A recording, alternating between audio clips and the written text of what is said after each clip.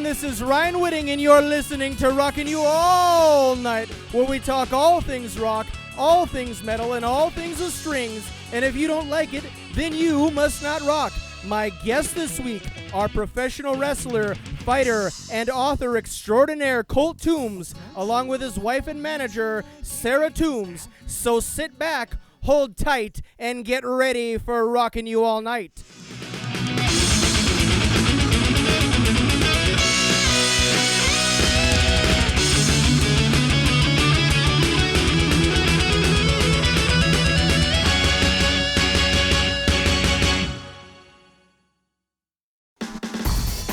Head over to axehandler.com. Lean your guitar anywhere and carry your guitar support stand everywhere with the Axe Handler. The Axe Handler is the premier American-made portable guitar stand in the world today. Head over to axehandler.com so you can make sure that your guitars never go slip-sliding away again. That's axe-handler.com.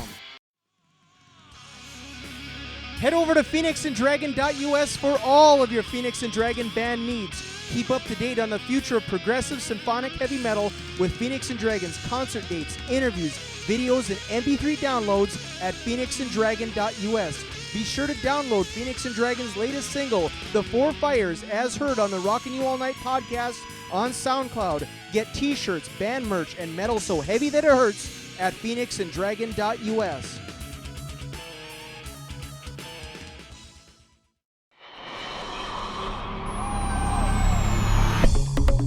You're listening to the two-time bench press champion, the trendsetter, the friend getter, the lyrical miracle, the poet who can smoke and joe it, the man who loves to chat about this or that, the host of Rockin You All Night and Reacts Radio, R.Y.A.N Whitting. We are currently looking for advertisers and sponsors to keep our internet radio show and podcast free for our listeners. So if you have a product, a band, or a brand that you'd love to have hyped, contact me today so that I can play it, fillet it, saute it, and you better believe that I'll slay it. And if you want, I'll rhyme it, chime it, jingle it, Kris Kringle it, and I'll even hit single it. Don't hesitate to throw some numbers my way and be a part of the funnest podcast in the nation today by messaging me at Rockin You All Night on SoundCloud and Instagram.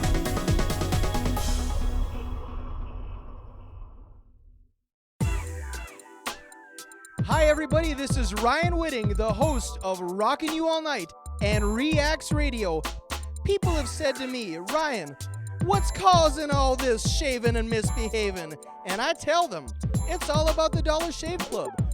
With the Dollar Shave Club, you can get started with a month's worth of the best 6-blade razors and a handle for as low as $1. Or try one of their starter packs for as low as $5. Now those are some prices that you can't beat for some blades that'll keep you looking neat. All you have to do is look at my bio on the Rockin You All Night podcast on SoundCloud and hit my Dollar Shave Club link so that you can keep your jawline looking lean, mean, and clean like mine. All right, ladies and gentlemen, for the first time in R.Y.A.N podcast history, I have a guest who's not only better looking than me, but who can also kick my ass in a fight. Of course, I'm talking about Sarah Toombs. Sarah, how are you? I'm good. How about you? Good. Her husband, Colt Toombs, he's here as well, although he's not nearly as handsome as I am. And I'm not so convinced that he can kick my ass in a fight. Colt, how are you? I'm doing great, man. How you doing? I'm doing fine. You know I wasn't going to let you get over on my show right away, right? Apparently not, man. I wasn't got to work for it. Piper's Pit after all, so I Before we get started here, Colt and Sarah, where are the best places for your fans to keep in contact with you, keep up to date on all of your projects, appearances, buy your Toombs Clan merch and all that? Yeah, we have a couple places. So yeah, I have Facebook and Twitter, and Colt's Twitter is at Colt Toombs. And you can also go to rowdyroddypiper.com for all your merchandise needs. And then my Twitter is at Sarah Toombs 89, and then crap. I should have written down my Facebook. I just can't remember. You can look me up under Sarah Toombs up on Facebook. And that's Sarah with an H. That is Sarah with an H. The correct way. The correct way. I love it. Yes. Is the Toombs Clan website still active and maintained? I know it's still up. Is it still maintained? You know, it is, but only when we have new stuff coming up. It's been a little while since we've done anything with that. We've been doing stuff up elsewhere. So, yeah, the Toombs Clan website is still up, but it needs to be revamped, man. Okay, no worries. And before we get down to brass tacks, can we set the record straight on one thing? Can you tell our collective millions of fans, friends, and frats that I, Ryan Whitting, am officially an extended family member of the Toombs Clan? I don't know. You didn't put me over in the beginning. Of course, Ryan Whitting is an extended member of the Toombs Clan. You got icon tattooed on you, brother. So, Sarah, are you seconding that official stamp? I am seconding that. You are definitely an extended member of the family. Here, I second, I third. Awesome. Sarah, as Colt's manager, keeper, wife, and all that, tell me some of the upcoming projects for you both and tell your fans what you have in store, things that you can talk about right now, because I know you've got some big things that you probably have to keep under wraps right now. Yeah, unfortunately we do. We have a lot of big things coming. A few I could talk about is we have in Portland, there's a wrestling company that's going to be starting up, and hopefully that'll be in the beginning of fall-ish time you'll be seeing Colt there wrestling. And then we also have the book that is Rowdy, the Roddy Piper story by Colt Toombs and his older sister R.Y.A.N Toombs. That's out for sale. You can buy that on Amazon. Pretty much anywhere books are sold, Barnes & Noble, any place like that. It's an amazing read. I know it was a really cool book. Yeah, I finished reading it. It's phenomenal. Even if it wasn't, you better say that. I don't lie on this show. I might embellish, but I don't lie. If I say it's amazing, I mean it. So yeah, if you've never, everybody hears all the stories about all of his wrestling stories and stuff like that, but nobody really hears about where he came from, how he grew up, everything like that. And this book really literally takes you from the beginning all the way to pretty much the end. And you get to find out a whole bunch of cool things that you just never knew about him because he never released that kind of stuff. This is the only place where those kind of stories are released. Yeah, it's a lot of the story of... As a fan, and I won't give away the details, but as a fan, I mean, I had heard your dad's stories for all these years, and then this book for the first time actually does set the record straight, whereas things like, I don't want to ruin it all, but like he wasn't 15 when he fought Superstar Graham, but it actually goes into detail of like, okay, some of the dates were embellished, some of the years were off. Most of it was based in fact, but you guys bring up the details that we as fans never got, the actual factual story of some of that stuff. And that's what I love about it, amongst, many other things. So. Oh, and Dad was the kind of guy, he would never break, so he wouldn't tell you if it was a lie or embellished or that kind of stuff. It was lies that he'd been telling for so long to make the character Roddy Piper what it was. And in reality, the story of Roderick George Toombs, his Christian name, is about 1,000 times cooler and harder than the Roddy Piper story. So it really does give you a chance to look behind the curtain and see what really made Dad the way he was. And that's the reason he wanted to write the book. He had started it before he passed away, and he hadn't really written anything down, but he had gone to Canada where he grew up and talked to his family and try to get that by the time he got to that age, like he was saying, he embellished stories, he never broke. He kind of didn't even realize what was true and what was false at that time. What was not necessarily false, but what was embellished more than it should be. And so he wanted to go back and figure out, hey, what really happened here? He wanted to talk to everybody and find out what the actual truth is so he could present that to his fans. And then you get stories like when you fought a bear that you're like, oh, this can't be true. And then you read the book and, oh, wait, it is true. Oh, crap. Yeah, that was when I knew for a fact, I knew that one was not embellished. I've seen that. But things just got me on, and not to, again, I hate giving the book away because I've been a reading teacher for many years. I want people to read, so I don't want to just tell them what happens. But there's some things in there that I'm just blown away at, and I won't even go into all the details. But for those that haven't picked up that book, you can get that on Amazon, anywhere that books are sold. It's a phenomenal read. I can't say enough about it. And Colt, that really was just basically you and your sister writing that, finishing it in your dad's notes. Like, there's no other ghostwriter, correct? No, so literally Dad had kind of just had some tapes that he'd recorded, some interviews with his sisters and other family members, try and get stuff. He had nothing down on paper. So R.Y.A.N and I had to conduct about, no joke, about 1,500 interviews over 6 months to a year, and kind of fill in the gaps in the stories ourselves and then actually put it down on paper. And neither one of us being scholastically amazing, I'm an athlete, she's professionally pretty, we don't write too much. So it was definitely a feat just to get something readable down that the fans can relate to. I mean, that definitely wasn't our forte. So it was definitely a difficult process. And so the next time that you do something like that, you're calling me immediately, correct? Absolutely. Yeah. And why the hell didn't you call me when you're doing this? What's up with that? Steve Simone has my number. Jeez. Well, there's a good-looking factor you talked of earlier, and you have to be at least a 10 or above, and you had a solid 9.8, just not quite a 10. No. Oh, God, I love this show already. We are just rolling already.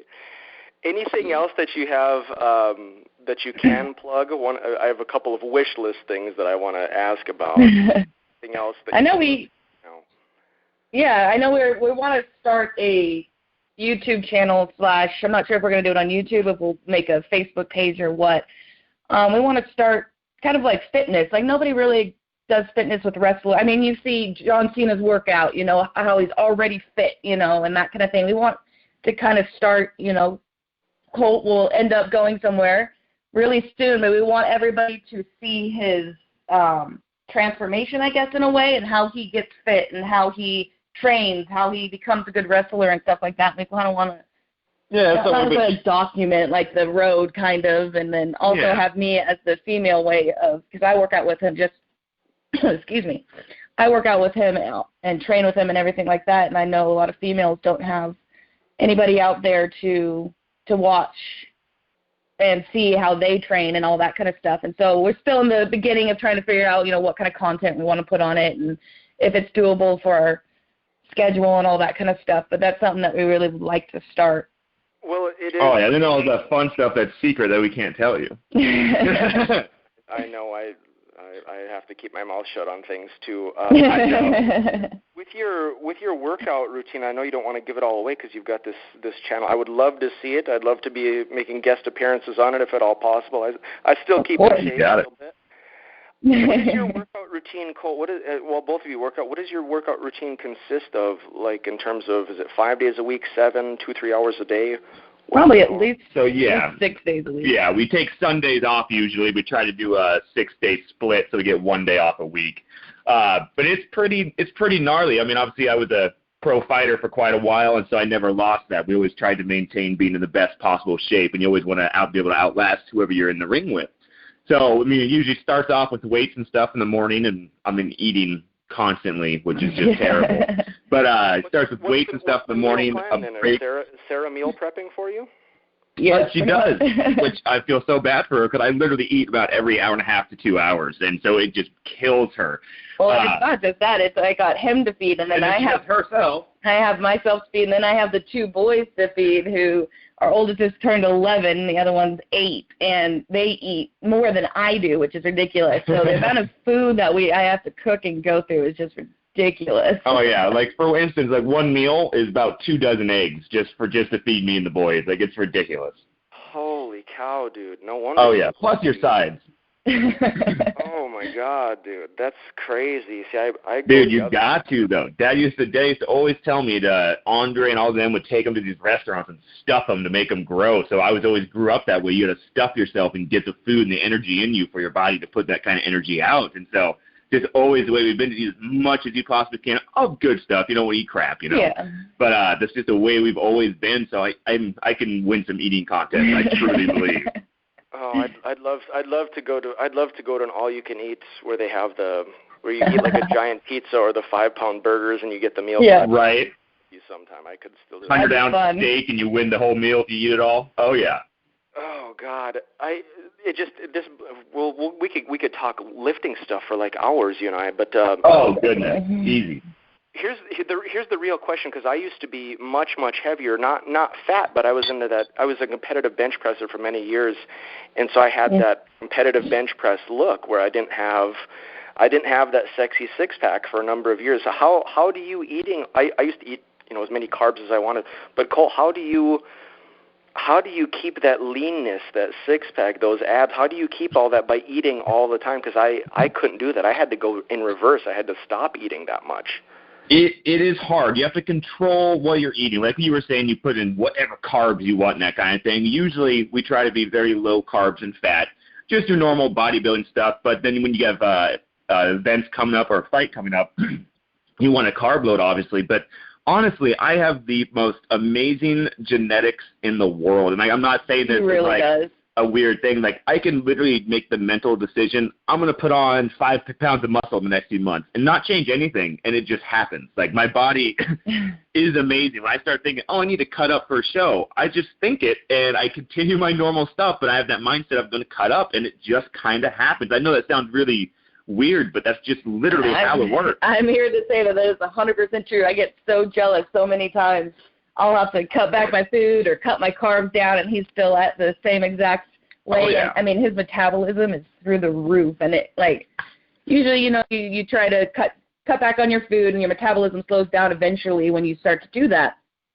His doesn't. His just doesn't slow down. Mine will, and I'll have to even back off even more, that kind of thing. He just, no matter what, his metabolism is so fast, and it's so annoying. Oh, yeah. That he loses. I mean, he can drop weight like it's cool. It's ridiculous. And one of the things I also do focus on, because like you always want, so for pro wrestling, you want more muscle because it's padding. It's like your armor. So you want to have as much as possible. At the same time, you want that thin waist. So most people are trying to do heavy weight for heavy stuff, for for their bench or their squat or whatever they're doing. But when you get to the core and your abs, you can't do that. You can't be doing sit-ups with a 45-pound plate because it's going to make the muscles grow. You're trying to strengthen and lean them out rather than make them grow. And that's a mistake I see a lot of people trying to do. They're trying to get that thin, beautiful waist, but they are doing heavy weight for abs and not doing tons of reps. And that's just the opposite of what they need to be doing. They have that same mindset. I need bigger arms. I'm going to do heavy weights, 6, 7 reps, or 10. And with abs, you need to be doing 30, 40 reps with nothing. That's the only way to slim and keep it slim. And then on a girl's side, most girls are really afraid of the weights. I lift weights 6 days a week. I honestly do cardio probably about, if I'm feeling good, about 30 minutes of cardio a couple times a week, or I'll spread it out like 15 minutes, 4 times a week. So where most girls go in and they sit on the cardio for 30 minutes to an hour, and that's all they do because they're afraid the weights are going to make them big. They're going to make them bulky. They're going to make them look like a guy, and that is so far from the truth. I used to think that too. I started working at 24 Hour Fitness, and I did membership sales, and I learned really quickly from all the fitness people that is not the way to lose weight. I mean, it helps, don't get me wrong. You can eat a little bit more and do cardio, and that kind of allows you to mess with your macros a little bit by adding cardio in. But it's the weights that's going to get you burning calories all day long instead of just the cardio machine. You're on it for 30 minutes. You burn calories for 30 minutes. That is it. When you do weights, you lift for 45 minutes to an hour, and you're burning calories the rest of the day because your body is trying to heal you, trying to gain muscle, and so your body's constantly losing calories. And women just don't understand that. You would have to take testosterone steroids or, be like just lifting like crazy, like impossible basically for a woman to gain muscle like a man does. And they just don't understand that. Weights are their friend. This is why your YouTube channel is going to be a hit, and it's not just women that don't understand that. Men, I've been it's true for many years, but people don't understand. There's an awful lot they don't understand. They don't understand the science behind it, or even like you say, like Colt, like you have the ability. You can do what most people can't without even really working. Not that you're not working, but you can decide I'm going to add weight, lose weight, whatever. Like people don't get that, but I think that's channel would be phenomenal to have you both on there. Sarah, we don't want to give everything away. We want people to watch and buy, so we don't want to educate them on. We don't want to give away all. That's very true. And there are tips and secrets too that don't involve serious vitamins. I know that. Oh yeah. Oh no, definitely. Sarah, let me ask you, if you're able to step outside yourself for just a moment, your situation's different because you lift with Colt, but I've had just girls that I've dated always hated the fact, every one of them hated the fact that I spend hours each day in the gym, sometimes twice, especially if I went at nights. It was likely what I believe for jealous reasons, because it was always, well, who's there, who are you looking at, who are you with? Yeah. If you're able to step outside yourself and as a wife, as a mom, not somebody that's, if you're a step outside yourself as somebody that doesn't lift with Colt, how frustrating would it be to see Colt or significant other spending all these hours away from home, away from you and the kids each day at the gym? And what advice would you have for girlfriends and wives who are with somebody that's in the gym all the time because it's part of who they are? Yeah, I know it is. It's really hard for me to, I understand where they're coming from. I understand that there's usually a lot of women there looking good and then skimpy stuff, and it all comes down to trust, I guess, at that point. And I know you're telling me to step out of my body, but like for me, it's just I want my significant other to grow. I want him to get better than himself, and that kind of thing. And if that means spending an hour or two at the gym, I totally get it. Even if I wasn't lifting, and I had what was it? A year and a half, 2 years ago, was the reason I had to stop working for 24-hour fitness. Mm-hmm. I came down with mono, and so I wasn't able to go at all. And I kind of got that with him going to the gym without me, especially being as good-looking as he is, and he is. Stop. And even though he doesn't call it flirting, he's very, I don't know how to say it, he's very, what's the word I'm looking for? He's got his dad's smile. He doesn't have exactly. to That's all it is. Yeah. He's got that thing that attracts women to him. And so I definitely, I was out of the gym for at least 6 months. That took me out. That mono, you do not want to get that. And I understood that, and it was just really hard. You just kind of have to put yourself in their shoes. And I mean, I'm sure there's situations where guys are using the gym to go hit on girls and go do that kind of stuff. So I'm sure like this doesn't apply to everybody. But for the most part, if your man wants to go and make himself better, and I get the benefits. He comes home, I get to look at his body. Like, I'm not really complaining at that point, And that's one thing a lot of people don't realize. Like you were talking, the man goes to the gym for X amount of time. What's the alternative? Is that same guy is going to be at home eating popcorn or watching TV, or that 2 hours spent at the gym is his recreational time. He's going to be spending it doing something else. And us as significant others and people who love those people want them to grow, like she was saying. And that 2 hours should be spent at the gym bettering yourself, becoming a better person, a stronger person. Because everybody that's at the gym knows it's not just a physical thing. You mentally become stronger from the gym. You learn about failure and what you can't do and how to overcome barriers. It's a really big self-growing thing. And so I believe rather than spending that 2 hours in front of the TV, people should be spending at the gym. It doesn't take 2 hours. I mean, you can do 40 minutes a day, and you could be in quite good shape as long as you're eating correctly the rest of the day. And it really does improve. It's self-improvement, man, and that's what we should be doing rather than Netflix and chilling. And I know that I know that a lot of the time women are kind of jealous because I know some of the underlying reasons is that they don't know what to do at the gym. It's very intimidating for them to go to the gym. One thing I could suggest is ask your man to go, hey, can you teach me some stuff at the gym? I guarantee, as long as he's not using the gym to hit on girls, I guarantee he's going to have no problem with you coming with him and him teaching you stuff. That's something that I know guys that go to the gym every single day, they love teaching that kind of stuff. I always tried to do, and I could never get people to come with me more than a couple times. It's like, I don't know why, but your channel is going to be a hit. So basically what you're saying, if I can surmise what you're saying, is basically fuck your dad bod. That's what you're saying. Yeah, exactly. You don't got to have it. I don't know what's up with women and why they want their man to sit there and get fat.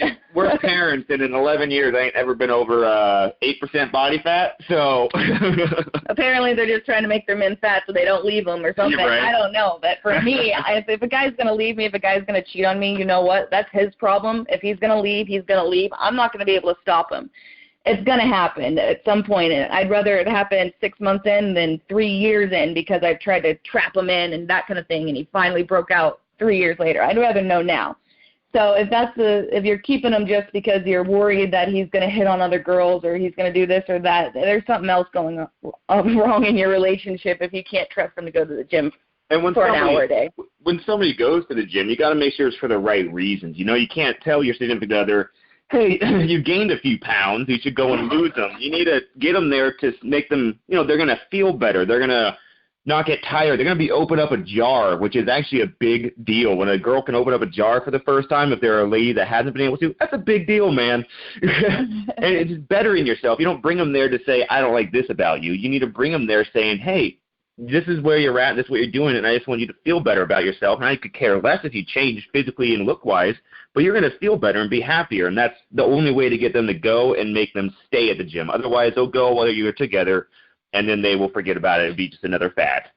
Well, don't scold me. I'm agreeing with you. You don't need to. I know you are. I'm just getting into it, okay? No, I 100% agree. I think that's a phenomenal idea. This is what I love hearing because I think we have I think the majority of people could benefit from doing what you both are doing and listening to what you say. I know that from experience. Let me ask a couple more questions before we get down into some other business stuff. You got it. How did you and Sarah meet? How and when? How did this happen? The jerk in me wants to be like, Tinder, that was it. No, so we met. We met, so she mentioned earlier she worked at a 24-hour fitness. I was just a handsome young lad coming into that gym to work out. It was a gym in Portland, Oregon, Beaverton, Oregon, sorry. I was training every day there, so I do my fight training. At Team Quest, actually, for about 6-7 hours a day, and then I go get my weights at the end of the day. And there was just this really, really pretty girl that, what did it take me, like 8 months to ask you out? It took him forever. So this guy, who I assume is used to getting hit on all the time, and because I've seen it at the gym, I've seen every single girl try to hit on him, and I'm like, you know what, I'll take my chances, I'll try it. And so you, as an employee there, you got to go around and clean up weights and stuff like that. And so whenever he would come in, I'll always be cleaning up the weights around him and stuff like that. And I remember one time specifically that I tried to, like, I'm more old-fashioned. I like it when a guy asks me out. Yes, I understand that a girl can do it, and I would if I wanted to, but I wanted him to ask me out. So, excuse me, I think it was, St. Patrick's Day, yeah. It was St. Patrick's Day, and I had flirted a bunch with him, and I was like, hey, what are you doing for St. Patrick's Day? And he's like, oh, nothing. And I was like, oh, yeah, me either. If I had plans, I would do something, though. And I just kind of left it there, and he's like, oh, yeah, me too. And it ended there, and I was like, okay, goodbye. Like, it was tons of, like, things like that happened. So I thought that he was either not interested in me, or maybe he was in a relationship, and he was just gay. Maybe or just gay, you know. It happened. And but then one day he finally, you want to tell this part with the shorts? Oh yeah, she has this pair of shorts that are amazing. They're these short. So she is in very good shape. So she has very good legs and butt. And there are these tiger shorts that are from Nike, like tiger stripes, right? And she's doing deadlifts in front of me. I'm just like, yep, today's the day. I'm going to ask you out.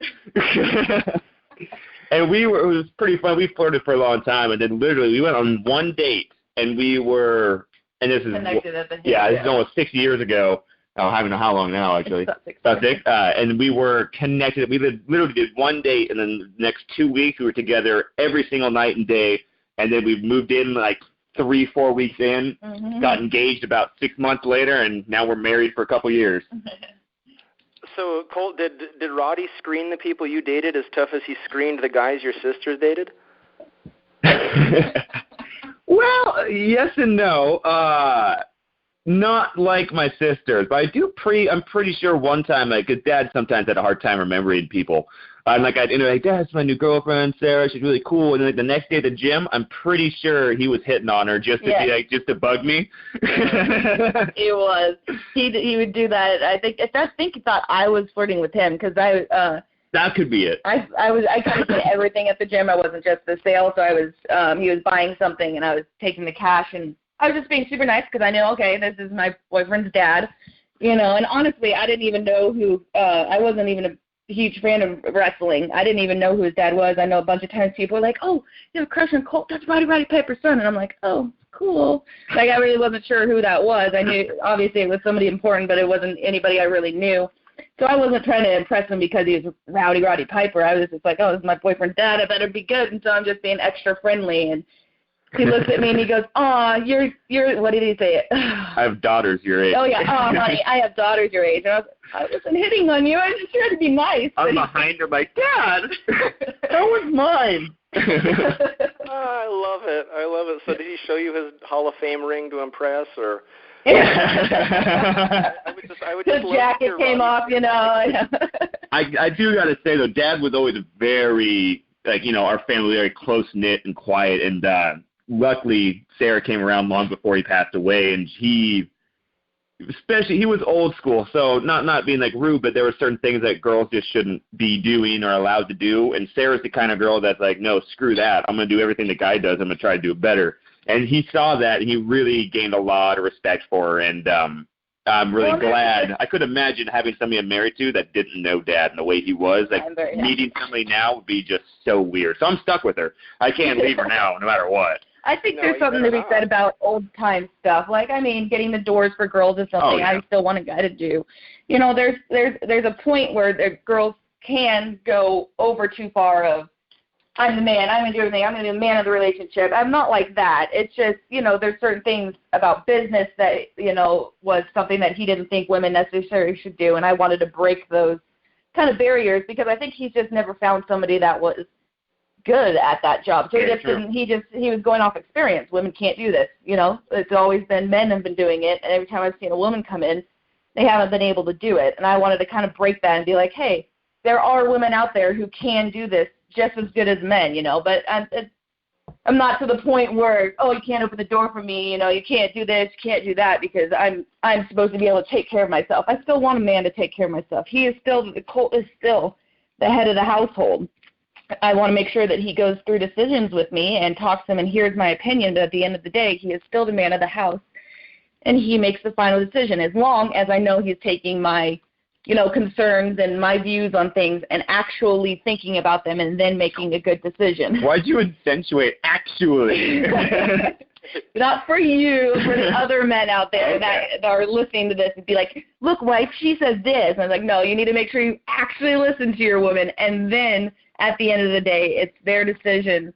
And, but yeah, that's what I said, actually, not you. I'm not really sure how. Oh, go ahead, Colt. I'm not really sure how we got here, but we did. But me and Sarah have this thing. It's you and me against the world. Like when we got married, it's just something we've always said to each other. And I feel that's the way you're supposed to look through everything. If you get married to somebody, it's not somebody you're supposed to try to get away from on the weekends. It's not somebody you're trying to go to the bar and watch the game because you just want to get away from. That's not the one. You need to find that one that, we literally, no joke, man, spend 24/7 together. The most that we will spend apart is if I have to run and do something in Portland or New York for 3-4 days and just happens that she can't come. That's literally the most we will spend apart, and we don't fight. Well, we're normal people. We do get in arguments, that kind of stuff, but they're not fights, and we don't get mad at each other.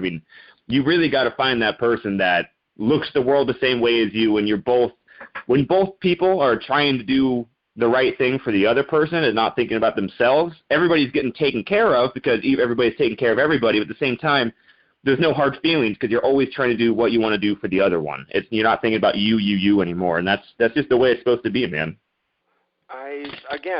Don't scold me. I'm agreeing with you. Sarah, you're the closest person. You're the closest person we can yell at. Sarah, let me ask you this. I'm glad you bring all this up, and I haven't even got to talk about wrestling yet. But let me ask you this. And this is my opinion. I would just love your opinion on this, Sarah. We, in my opinion, have a generation, probably two, certainly one generation, more like two, of women that are outspoken. They're literally outspoken. They don't want men around. They openly brag about raising kids on their own without a father. I totally see that as societal decay. Do you have any words of advice, words of encouragement, a PSA for young single moms, as a mom and a wife with kids who knows the value and importance of having a real family and having a real man and husband around? Do you have any words of wisdom for the women that are outspoken, that they don't want that or think that they can go without that? Yeah, I understand where they're coming from, but they're going about it the wrong way. They are getting defensive, and I don't need a man, because they haven't found the right one. You can go both ways. You can either just, I don't want a man, I don't need a man, or there's the people that go after any guy that comes in there, they just latch onto, and usually it's not the right guy. And I had kids very young. My first one I had at 17, and so I had tons of relationships as being that young, making stupid decisions as every young person does. Unfortunately, but unfortunately for them, I had 2 kids that I had to raise also. Luckily, I had an amazing family that really helped me through my life, try to make the right decisions and talk to me through my decisions. And you don't want just any guy in there. You need to make sure you're bringing the right guys around your kids.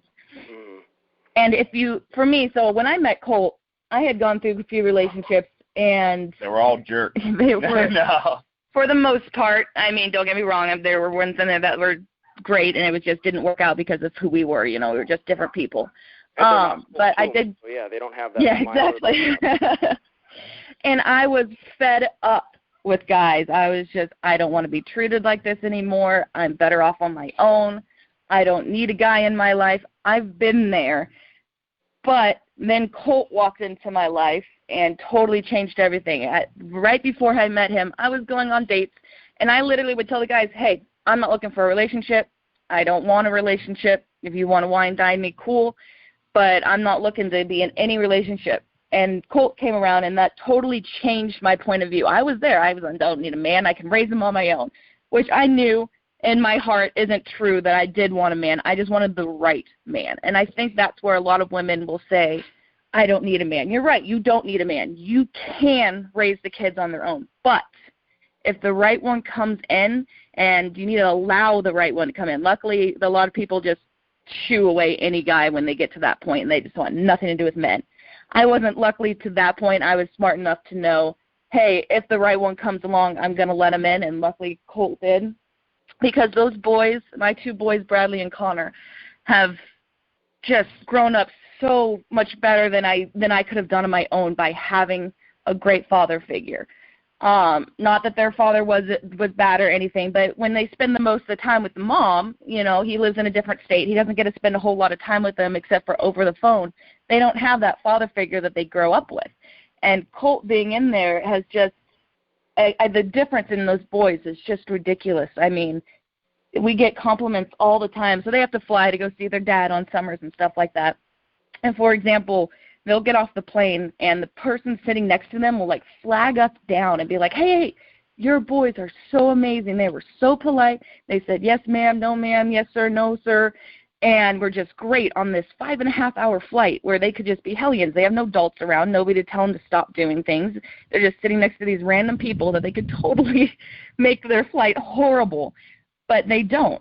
And that shows how much they've learned. And I know it's partly me, but it's a lot of Colt because those boys really latched onto him. Boys and their dads is a big thing. And so it shows how much they love Colt and how much Colt has brought into their lives. I'm getting kind of away. So it isn't the fact that you don't need a man, it's you don't need the wrong man. You are totally fine on your own, and I 100% agree. And if it comes to it and the right man doesn't come in, you're right. You can raise your kids on your own and do the best as you can. But you need to have that openness in your heart that if the right man comes along, you need to let him in. Mom and dad is the best thing if you can have both. If you can't, they'll be just fine. I know they will. You'll do your best. But it is so much better to have that family dynamic. And I can't, I couldn't, sorry, go ahead.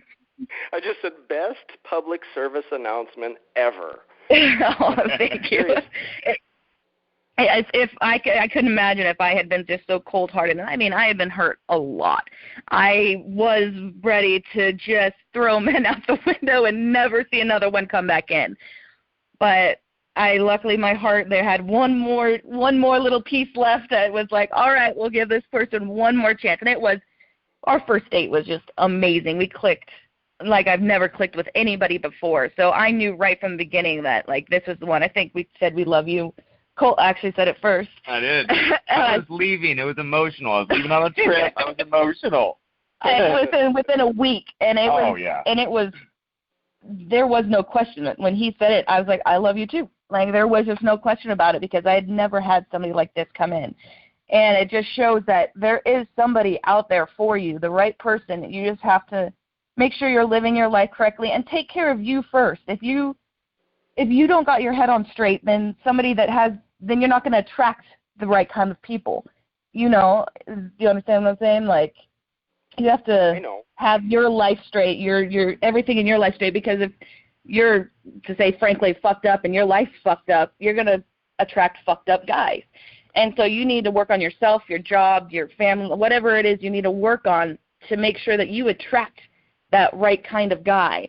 Otherwise, you're always going to, if your life is always fucked up, you're just going to always attract the wrong guy. You're going to sit there and be like, why? Why do all I attract is fucked up guys that are mean to me, guys that abuse me? Why do I always? You need to take a step back and look at yourself. For one, you're allowing those guys to come into your life. And two, you need to make sure that you change whatever is going on in your life that is attracting that guy. And I promise you, somebody else will come in that's better. I don't know any other way to say it besides that.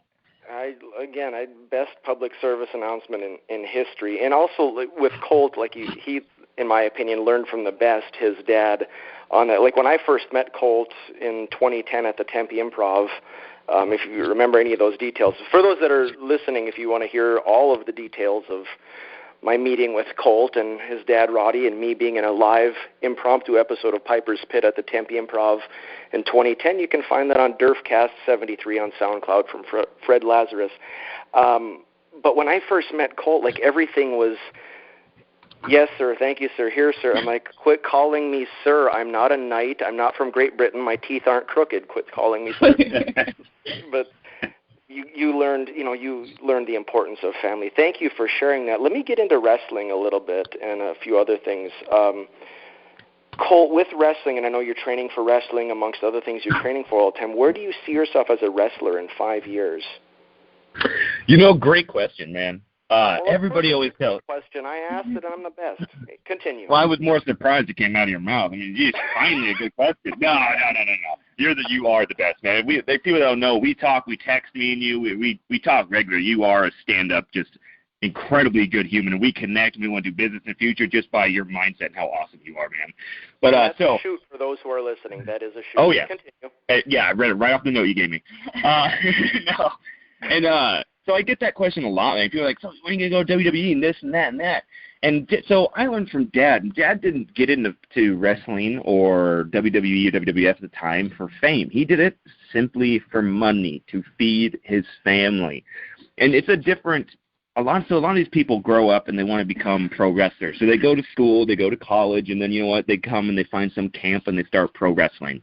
I grew up as a fighter. I mean, my first fight, martial arts-wise, I was about 6 years old, and we did so many. I mean, martial arts fights over the years, I must have had 600-700. And then I got into actual fighting, and I've just been fighting my whole life, and it's what I'm good at. So I don't look at it as I want fame, I want money, I want money. Don't get me wrong. But I don't look at it as that. I'm looking at it as I want to feed a family. If in 5 years I can be wrestling full-time still and training still full-time and keep my family well-fed, and if they want to go and blow a bunch of money on Christmas, I want to be able to do that. That is all I want out of life. I want to be financially secure enough that we can go jump off and go to Hawaii for a weekend if we want and make my family have the best life possible. That is all I am looking for out of this business. And I believe with my skill set and fighting and martial arts background, the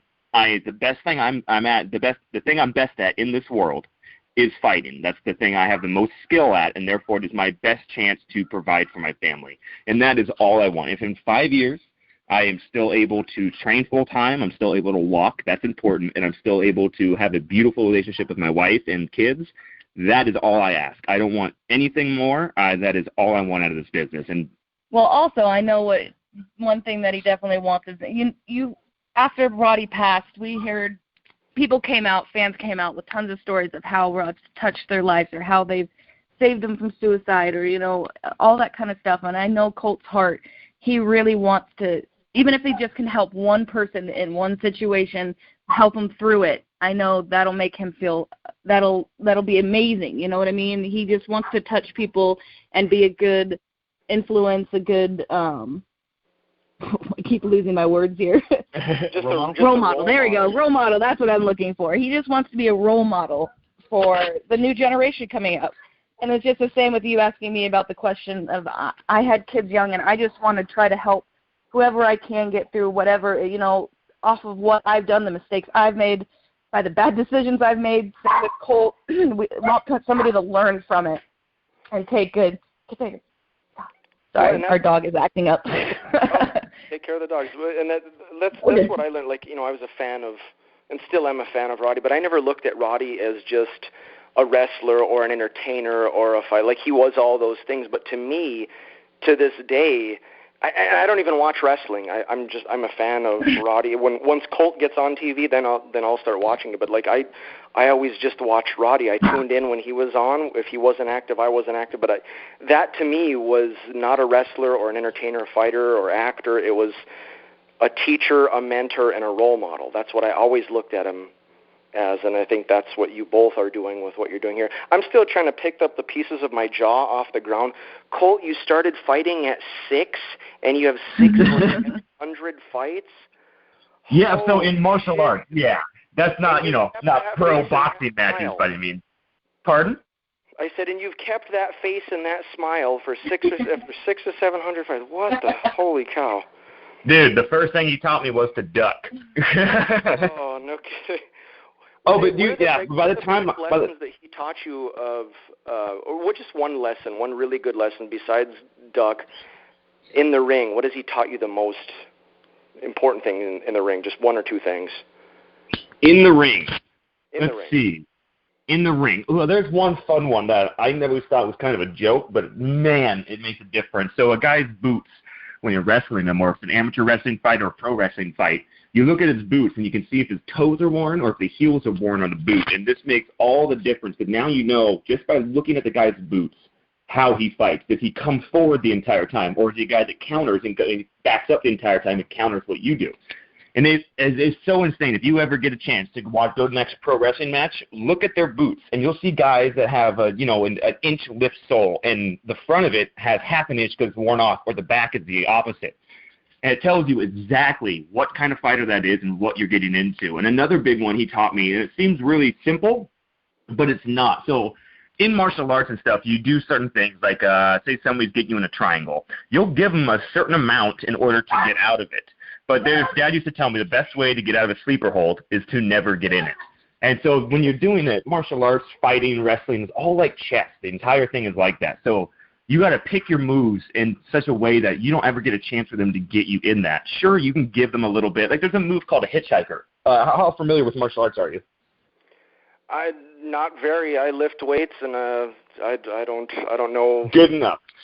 So if you're in an arm bar, right, and I have my hands clasped, the second I release that arm, I can do what's called a hitchhiker, which is where I bridge over the opposite shoulder, and you get out. It gets the joint out of trouble. Now, that's one of those moves that you have to kind of give them a little bit in order to get out of it. You'd be really stuck. And I've had guys that are literally, I'm about to lose my grip, and the only option is to do this.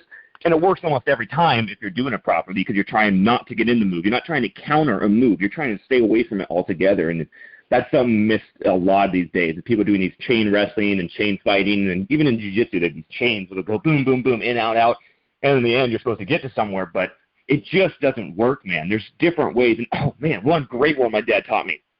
So I always try to get in a ring before I fight.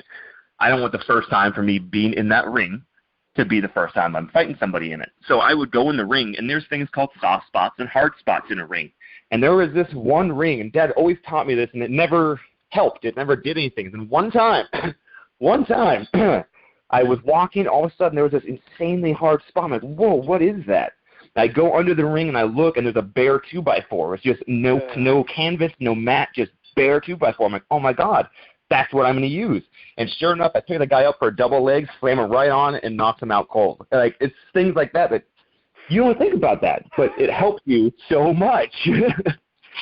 It's not just about your fighting, you being there, like bouncing off the ropes. He used to tell me about Muhammad Ali, who would bounce his right off the ropes and then come back and give you extra force.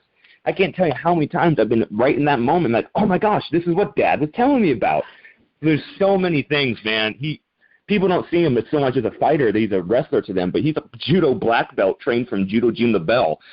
He was one of the best fighters in the world, man. And to this day, I always wanted to beat him in a match, and I never did up until the last time we went for it was probably 4 months before he died in a ring with full gloves and stuff, and he's still just, I mean, like a cat or a lion fighting a kitten. It's so ridiculous. And I consider myself to be somewhat tough, you know? Oh. You didn't have 50 years of experience, though. That's the difference. No, man. He was just another level. He could see what I was doing long before I ever did it. Like, it truly was amazing to watch him. Like, I mean, I got to my highest possible level, and I was the best I could possibly be.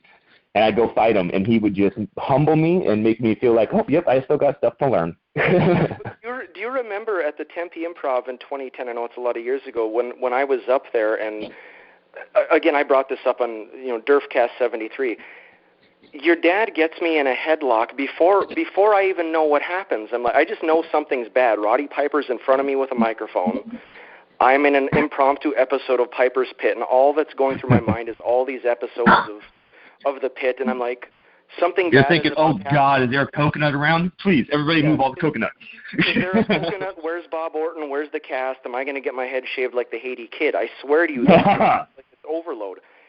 Before I know it, I'm in a headlock, and then I'm like, wait a minute, how did I get in a headlock? And at this time, I was 225 pounds. I had 21-inch biceps at that time, and so I'm like, I was strong. So I'm in this headlock, and I'm like, wait a minute, he's got one arm in a headlock.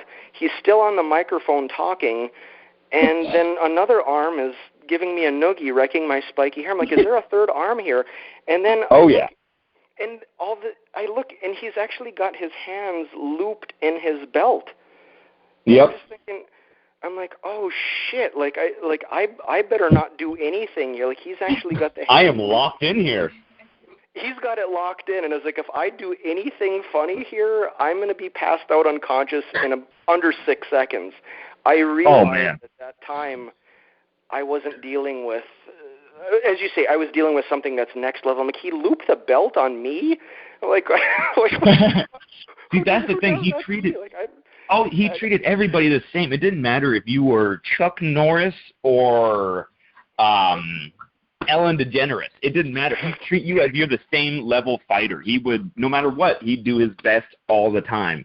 And he was so dang good, man. And he used to do these pressure points we had to learn. So there's certain pressure points, like back in the old days in martial arts, you'd spend about 3 years learning how to heal the body before they'd ever let you learn how to break the body down. So that if you ever did one of these things, you knew how to bring them back awake, you knew how to get blood flowing again, and there's blood choke. Oh, man. He taught me a blood choke, which basically means all the blood goes into your head, but you don't allow it to come out, so it has to come out your eyes, your nose, your ears. And if you do that, sugar hold? Is that the sugar hold? It's the exact same idea, man. And if you do that, there's certain things you have to do in order to get that blood flow going back. You collapse arteries, you do all this stuff. So you have to really bring a guy back.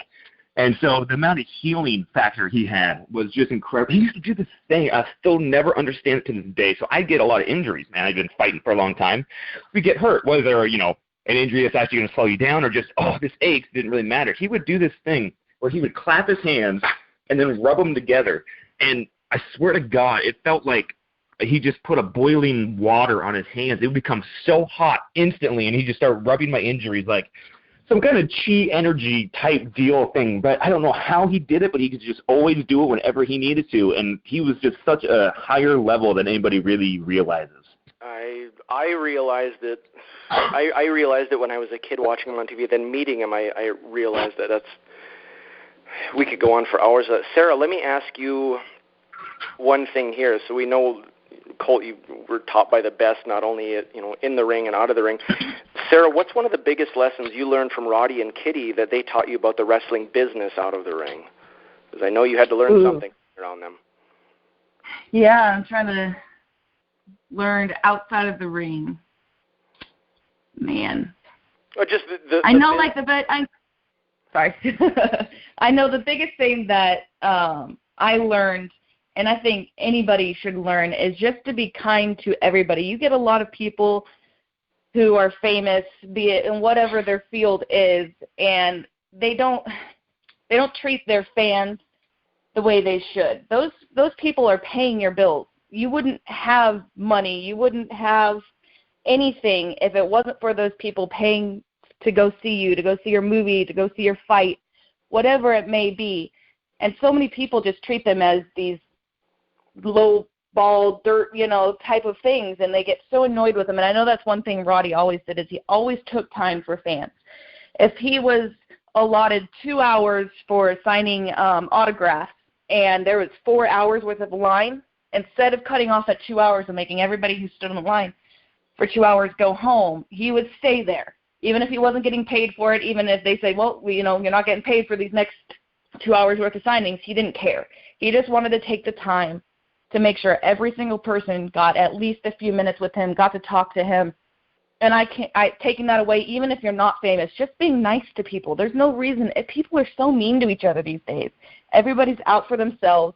Yep. Even if it's something as simple as you see somebody pulled over with their hood up, stop, ask them, hey, is there anything I can do to help? Do you need help changing a tire? Do you need me to call you a tow? Whatever it may be. People just don't do that anymore. And I think that's what our world really needs, is just to help each other. And I know he felt the same way. As a teacher, as a role model, as a mentor, that's exactly what I looked at him like that and said, I really think that you two are doing and going to continue to be doing a phenomenal job of that. But yeah, that's phenomenal. Yeah, that was just one thing. You just don't find that anymore with people of notoriety or anything like that. They don't want to take the time. You're just an inconvenience to them. They want to get out of there as fast as possible. And even, like I said, if you're not famous, just helping somebody, an old person, take their groceries out to their cars. I mean, it's very, very simple stuff, but nobody does it anymore. But it can really – I was at the store one day, and this guy was in a wheelchair and was trying to get something out of the freezer. Hey, sir, can I grab that for you? And he looked at me like I was God. Oh, my gosh, yes, please. And it's something so simple that can just affect somebody's day and make it better. I don't understand why people don't just take the time. They're so go, focused. They have one line they're looking at, and they're not going to look anywhere off that line to help anybody else but themselves. And it just drives me insane when people are like that.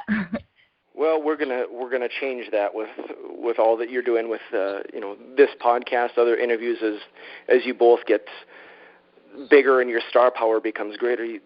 That's the only way it changes, is people with a voice and a reach like you all have, and an outlet like I have with my podcast, a radio show. It's like that's how that changes. So we just have to continue that.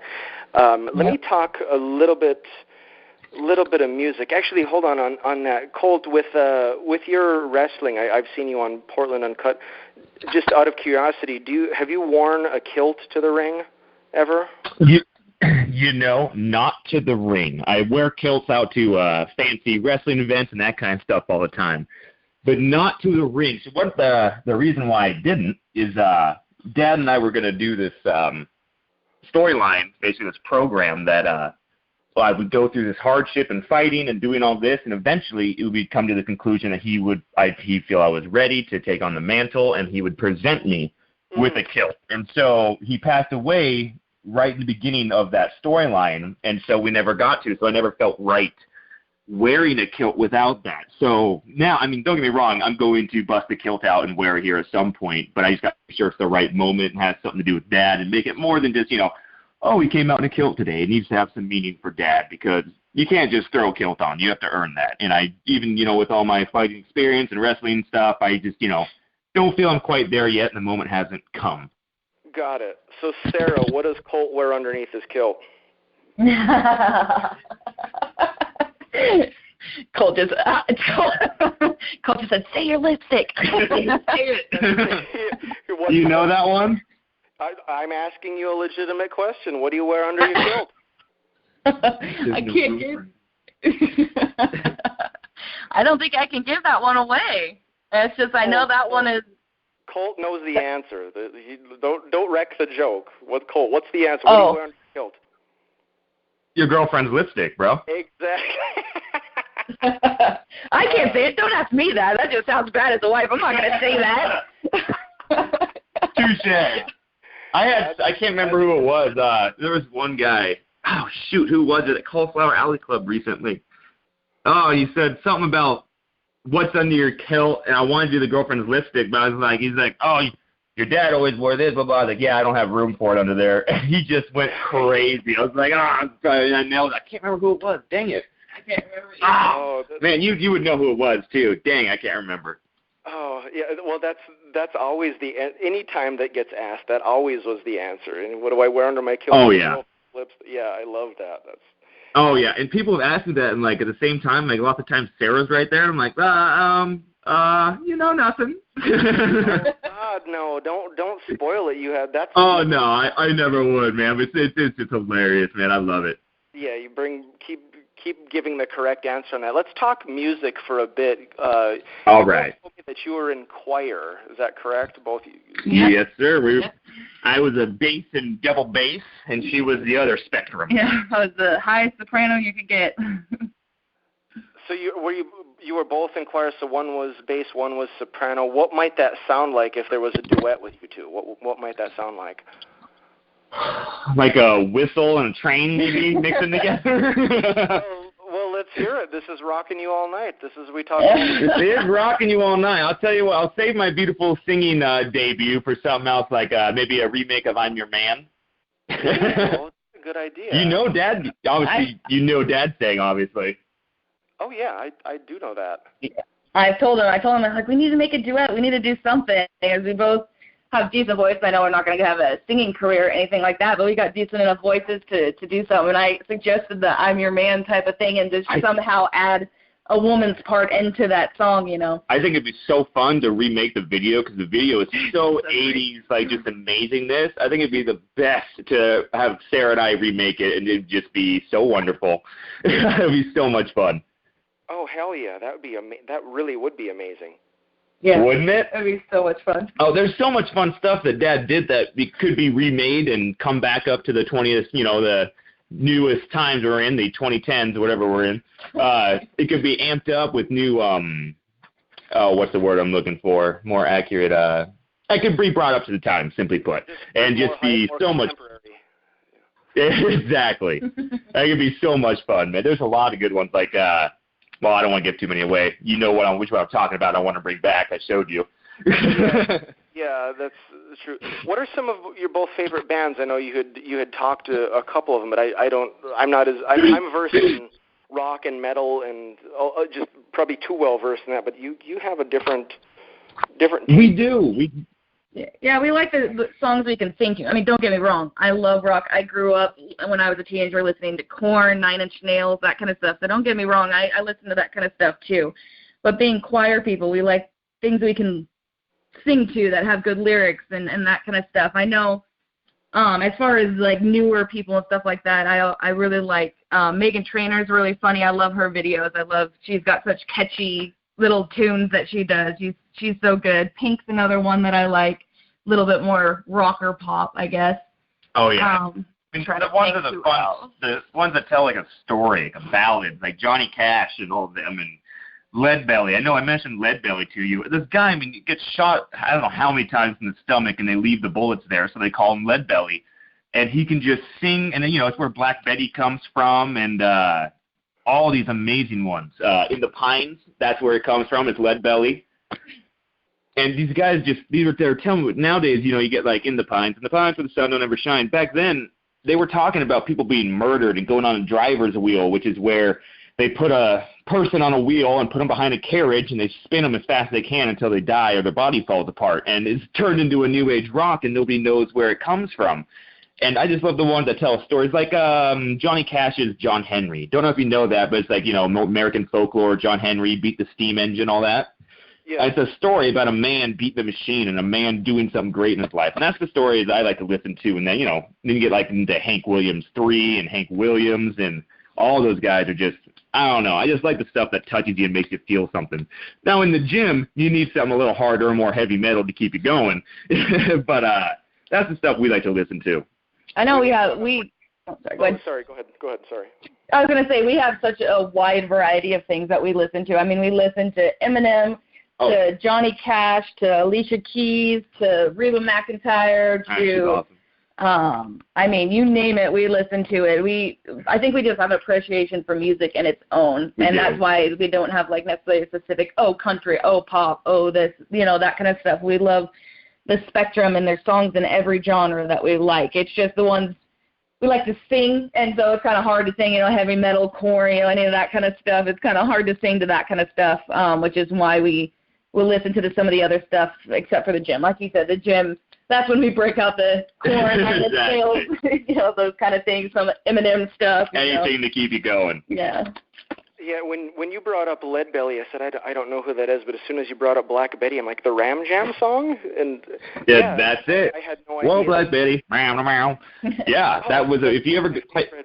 Favorite songs, I had no idea that was Leadbelly, so I listened to that, and In the Pines, like, yeah, I know those songs, but you are, again, more well-versed, and I was like, oh, my God, Colt knows the original of these things. Right? Oh, dude, Dad's the one that would make me do this. So Dad always, obviously every kid's father is his hero and who he looks up to, but Dad used to make me do these things, like he'd make me read about Nelson Mandela and Gandhi and all these other great men that have done great things, and so a lot of these ended up in people's songs and stuff. I'm like, when you talk about In the Pines, the young lady that ran away and was trying to get away from slavery back in the day.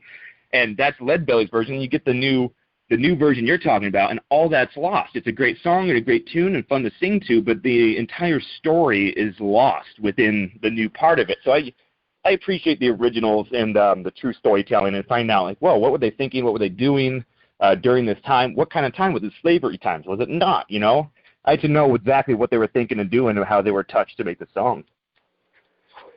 With Johnny Cash, what does it make you feel when you hear the song "God's Gonna Chop You Down"? That to me, like, haunts me sometimes. I know that one. It's like, ugh. Dude, yeah. So I will sing to Johnny Cash. I will be happy to him. I will cry to him. He is my all-time #1 favorite singer ever. But yeah, when you say God, like, I've been in times like we'd wrestle and then drive 400 or 500 miles and then wrestle again, and you, in the middle, you're just so beat down and done. And then you hear these songs like "God's Gonna Cut You Down," and you're like, no, I'm going to be the one that rises up. I'm going to be stronger and all this. And it's so inspiring. I don't know. Those old timey sad ones, they inspire me to be better and stronger. Thinking that, I mean, think just in Johnny Cash's time, how much harder it was to go travel around and be a musician and do all this stuff. And life was just harder. The men were tougher. They were just stronger in every way. It's like being, it's like being a Spartan. You throw me back there. I'm pretty well trained. I'm in great shape. You throw me back to Sparta, I'm going to die in about 2 seconds. Like, those men were just different breeds, and I love to feel and try to get some kind of connection with what makes them tick and makes them go, and try to get some of that strength for myself, man. What's the last concert that you two have attended? Have you seen any concerts recently? Ooh. I think Cyndi Lauper? Cyndi Lauper was probably and that was back when Dad was still alive. Yeah, and that was with Dad. Yeah, we got to go backstage. That was the first time for me being able to meet her. It was really cool because they're good friends. Yeah, so it's Aunt Cyndi. We grew up with her. We've gone everywhere. She's come to Christmas parties, all that fun stuff. She's just, ever since they worked back in the day, her and my mom stayed really, really close. So we kind of get special treatment. Cher too. That's right. Cher was Cyndi. Cyndi was opening for Cher. That's right. And that was so cool for me, and to be able to go backstage and meet her. And they were just like old friends back there, all of them. I was like the new person. Hey, I'm like. Which is pretty cool. I think we were still dating at that point. I was like, hey babe, you want to go meet Cyndi Lauper? Like, there is some pretty cool star power stuff you can pull off being Roddy Piper's son. Not gonna lie, there's some cool stuff you can do. So what's the deal with Cindy? Why is she not in the WWE Hall of Fame? Is she refusing it, or do you know? I don't know about that. All I know is she should be. I mean, she is literally the reason MTV came in, made the connection that really put wrestling on a bigger map than it ever was. When MTV came in, that changed everything, and she spearheaded that, man. Yeah, absolutely. That always puzzled me. It's like her and her manager at the time, David Wolf, like they were responsible for all of that, and they're almost barely a footnote in this day and age. I know she was on Raw, a few years ago getting an award from your dad, but it was like she's not in WWE Hall of Fame, which is odd. No, she should be, man. We should put in a petition for that or something, man. She deserves for real. it. It's long over. She should have been in there first, in my opinion. One more question on music, Cole. What would, if you could have any song that you wanted, not bagpipes, but any song, what would be your entrance music if you could have any song be your entrance music? Ain't No Rest for the Wicked. You know what I'm talking about? Yes, I do. Not because... That sounded like just a... Yeah, right. I mean, there's tons I would like, but that one I just always... When you're on the road and you're fighting and you're doing all, you feel like the Wicked, and there ain't no rest is just one I always connected with. So I think that one would be really cool. But when you say no bagpipes, I would definitely overlay bagpipes and make it our own. But, like all the songs I love are these slow, cool ones about men being awesome and women doing amazing things. And so when you get that down dirty and get Ain't No Rest for the Wicked, that's just one I thought would be really cool for an entrance music. And it was the first time I had jerk. If you ever need music or somebody to write original material, remix that. The producer that I have of this show, Shreddy Teddy, his name is Teddy Aronsky, is a band, Phoenix and Dragon. He and this is not just a plug for him, but he actually would be really good to come up with entrance music and things. Like he does instrumental stuff that's just out of this world. I'm like, oh my God, I could totally see that. So I just throw that out there. And that's good, man. I don't have like a great original entrance music yet. Like we had at one point a bagpipe version of, was it AC/DC's like Thunderstruck or something like that, or I can't remember what it was, but it was really cool, but it just wasn't right. So we're definitely looking for the perfect entrance music, because it's the same, you want to honor Dad, and I'm going to be wearing a kilt. I want the bagpipes. They're freaking awesome. Yeah. And they're a war instrument. You know what bagpipes are used for, do you? Sex and war. That's it, man. It was an instrument that could travel over such a distance and was so loud they can go me and flank left, and flank right, and it was a war instrument. So anytime I hear it growing up on that, I think, okay, it's time to fight. Like, this is what we are supposed to do. Persona and everything changes. If ever the radio or anything pops on with bagpipes, you can just see it in his eyes. Like the warrior just comes out and he's just ready to fight. You got to be careful. Like if we're planning on going out to the bar to play some pool, that's not the music you want playing in the background. Otherwise, some fights are going to start happening. And it's so fun. I've been listening to my whole life, and Dad would play him. I'd train him, and train just gets beat into you that when this happens, it's time to fight. And it's so weird. It's like I can't watch MMA anymore. I love it. And sure, I'll watch the big fights of the year. Like if Brock Lesnar goes to fight, I'll watch. If like CM Punk's fight, I'll watch that. Just I'm a big CM Punk fan. But I can't watch it because I've been bred into me for so long fighting. When I'm watching it, my heart starts racing and I start sweating. Literally, like pacing the floor. It's like I'm coming off of heroin or something. Like I'm literally fiending to fight and be in there. It's the weirdest. I just can't do it. It'll ruin my night because it's all I will think about for the rest of the night. It's the weirdest thing, man. Oh, all right. Well, I'm not coming to your house on WrestleMania then. So. Right? Wrestling's different. I can watch wrestling because I truly love that sport. MMA, I love it, and it's a good sport, but it's something I did for money, and I fought for money. I wasn't trying to get recognition. My whole point was someday to go to wrestling, and so that was always the goal. I love MMA, but I can watch wrestling. I can enjoy a wrestling match. I can't do it with MMA. It's just too stressful. So what's your relationship with Dana White? I know you've met with him. I know that's maybe not public. Yeah, no, so back a long time ago, there was talks of me going there and Dad, and we had a chance to, talk and converse and stuff.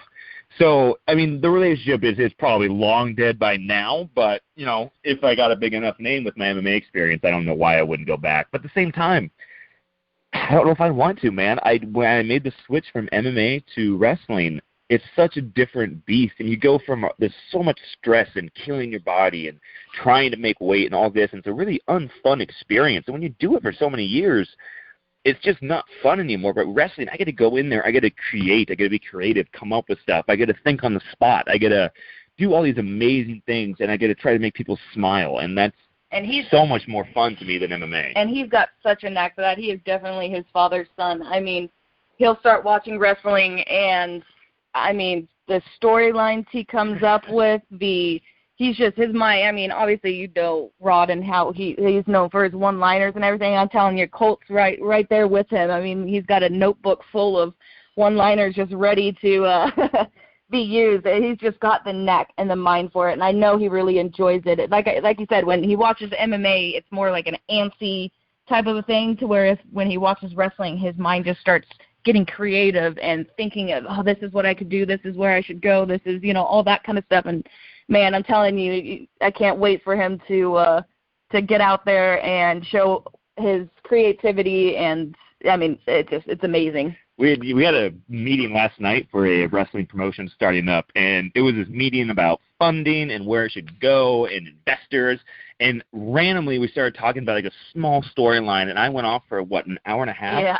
And I made this entire 2-year program for myself, and they're like, "Oh my God, I love it. We're going to do that." I'm like, I just came up with this in the middle of a meeting, and I just went off, and these guys are just looking at me, what the hell is wrong with this guy? Like, we have investors here asking to invest. But in the long run, it's what they're investing in. They're investing in me to do this. So it kind of helped. It kind of worked. But it's just, I'll just go off, man. And I don't know. I just have a knack for it, and I enjoy it. So that makes it a lot easier. Yeah, it's part of you. And these notebooks, are any of my raps, rhymes, and commercials, are you stealing any of my material in these notebooks? Oh, after you made me listen to your podcast, I'm not going to lie. I got some ideas. Yeah, like I say, Eminem's not the only white boy from Michigan who can freestyle. Let me ask you a couple of questions. Then I want to play my signature segment because I know you have to go, but I have a few other things. If you and I would be remiss if I asked a couple of things here. With your book, Colt, one of the things that struck me was Roddy's, just his earliest years. Did you ever get a chance to meet your grandfather, Stanley, Roddy's dad? Yes, I did, and I don't know if you know this, but we share the same name, his dad and I. Baird is his middle name, and Baird is my middle name, and we have the same birthday, August 5th. Oh, no kidding. Yeah, so I was already named Colt Baird Toombs before they knew what day I was going to be born, and just so happened I was born on the same day as Stanley Baird. Is he still alive, God willing? No, he's been gone quite a few years now. But I did have a few chances to meet him. My dad always took me up to Canada to see Grandma and Stanley. And I mean, I was younger. Probably last time I saw him, I was 12 to 14, give or take. But I just remember this man being, when you talk about old man strength and that kind of stuff, like Dad had it, but this man was insane. Like, he'd shake your hand, like, "Hey, son," and you'd just crumble under the manliness. Like, it was insane. Gosh, that's awesome. Yeah, because as I read the first couple of chapters through the book, I was like, I wonder if guys got to meet him, because there's a lot of history there, and a lot of it's like, holy cow, like it's what created Roddy Piper, literally. Oh yeah. And when you say that, so a funny thing is, my family, the boys in my family on my dad's side, have all been fighters for, 300 years. There hasn't been a man that hasn't boxed or fought in some manner. And we literally have genetic mutations that are, how aristocrats have weak chins? We have gone the opposite, and we have, like, my hands are bigger than my dad's, and his are bigger than his dad's, because we used to hit so hard that we'd break our hands all the time. And so every generation has had slightly bigger hands and bigger. And I have one extra tendon from my the base of my hand up until my elbow on both sides, and 2 extra tendons and joints and ligaments in my lower back. All stuff that helps you with fighting and makes you just stronger in ways you're not supposed to be. And Dad always joked, because he had a couple, and then I've been the first one to have all of the mutations in one body. And it's just become this thing that we've been fighters for so long that we truly believe that it's because of this is why my hands are bigger. They don't break as easy. I have extra tendons for clenching the fist and grabbing people. It's insane, the evolution of the Toombs body over time. And Dad had many of these, and his dad had some, and I'm the first to have them kind of combined together in one vessel. It's odd that you say that, because that's one of the things I noticed when I first time I got to meet your dad in 2010 is he shook my hand, and his hands were the size of a bread box. It felt as if literally his hand wrapped around mine twice when he shook hands. I'm like, oh, my God. Exactly. And they're thick. Literally, if you take a picture of my dad's hands and mine, they look so similar. They're sausage fingers, and they're big. But, yeah, it's just insane that we've been boxers and fighters for so long that we've just slowly mutated into being slightly better at it than the normal person. It's so weird, man.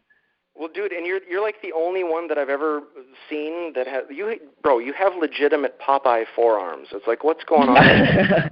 Like, dude, and you know what's funny? I know, and I've never trained forearms a day in my life. Now, I've never used wrist wraps or anything like that in my weight training and that kind of stuff. Just Dad said, if you can't lift it, if you can't hold it, you shouldn't be lifting it. You need to be strong everywhere. And yeah, these four, I see what you're saying, man. I always get complimented on them, and they're just huge. It's just a genetic thing, man. Which sucks. I have to keep my biceps like 2 inches bigger so they look proportional. I just see pictures. I'm like, dude, how do you get forearms like that? Because I'm the same way. I don't actively train that because it's like I don't. I used to use a hashtag, no gloves, no belt, no spotter, no gimmicks needed, on bench presses. If you see me on YouTube, I don't wear anything like that. But it's like, God, Popeye forearms on this guy. 2 more questions. Let me get to my signature segment. Why was there never a Roddy and Colt versus Vince and Shane match? It killed me for years. I'm like, why has that not happened? Like the only reason that never got to fight Vince. Yeah, the only reason is timing.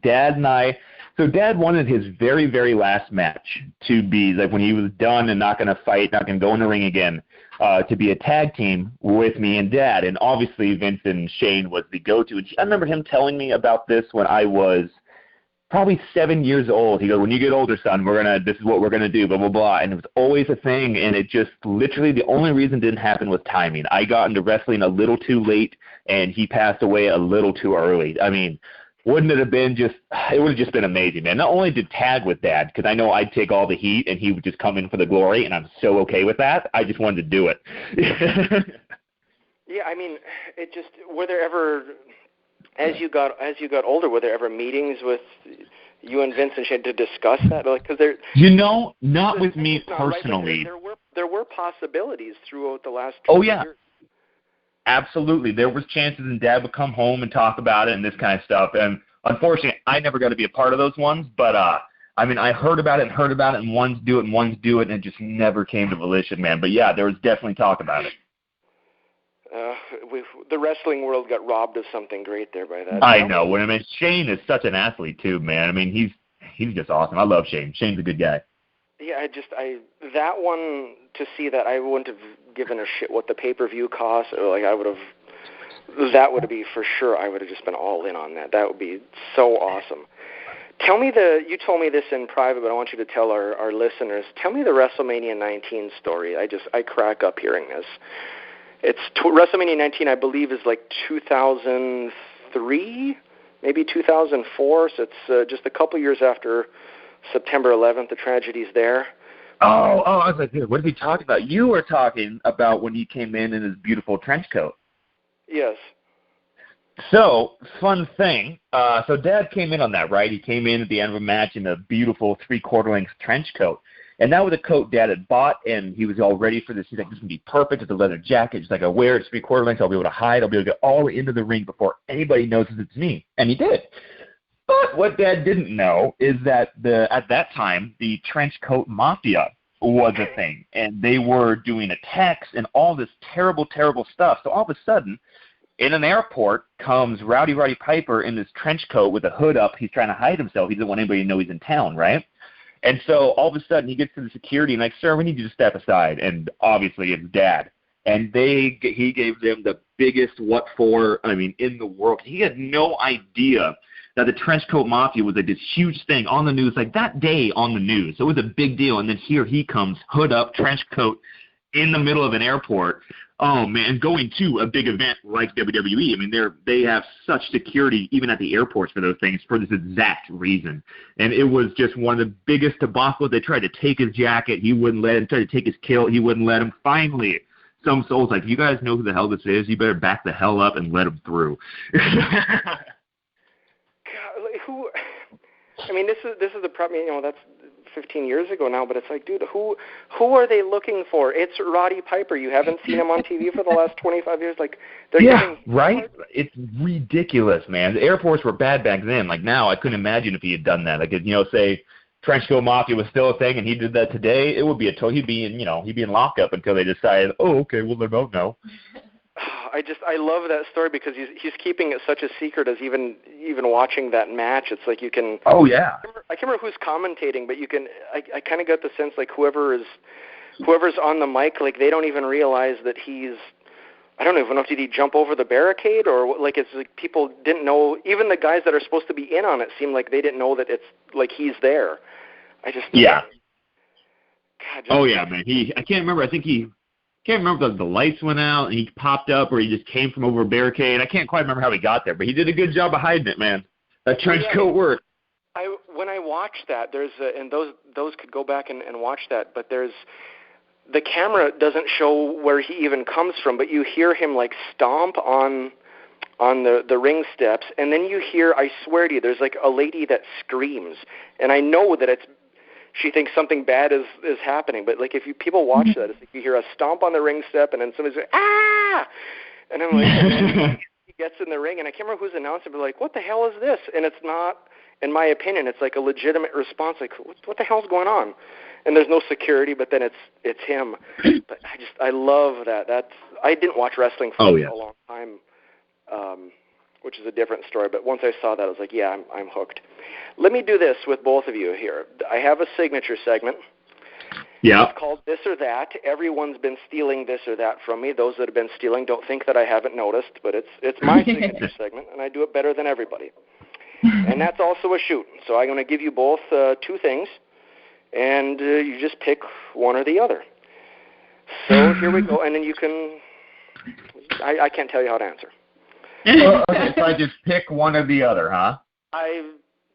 I can't coach you how to play. Okay. Colt, here we go. This or that. Mr. T or Iced Tea? One more time. What was it? You cut out. Sorry. Yeah, Mr. T or Iced Tea? Iced Tea. Iced Tea, why?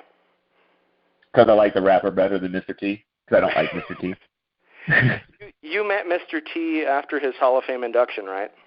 I did. And you know what? There was always seemed to be like hard blood there, but at the same time, he was the most gracious, nicest human being in the world. Shook my hand, gave me the time of day when he didn't have to, right? But just because it's been bred into me for so long, Iced Tea for sure. That was one of the things, and I know this is your question, but it's one of the things I would have loved to interview your dad, because if I'm able to step back from even myself as a Roddy fan, like I in retrospect almost think like your dad carried that grudge against him for like 30 years. And if you look back, I can't find anything anywhere ever of Mr. T saying anything bad about Roddy Piper ever. If it's out there, I sure haven't seen it, and I've looked. But it's like it wasn't.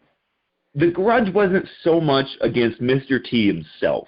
What it was a situation. So when you bring a celebrity into the business, back then, that was a huge no-no. We protect this business, and back then especially, there wasn't celebrity guests every other week. So bringing an outsider in, and then all of a sudden bringing some outsider who's supposed to be, I think, the toughest bouncer or something in the world at the time, because he could run through a door or something like that. I don't know. Anyways, and then bring them into a legitimate fighting sport and have him win, brought the entire sport down a level. And Dad just wanted to protect that. And so I believe he was truly mad at the situation, and Mr. T was just the only place you could direct it.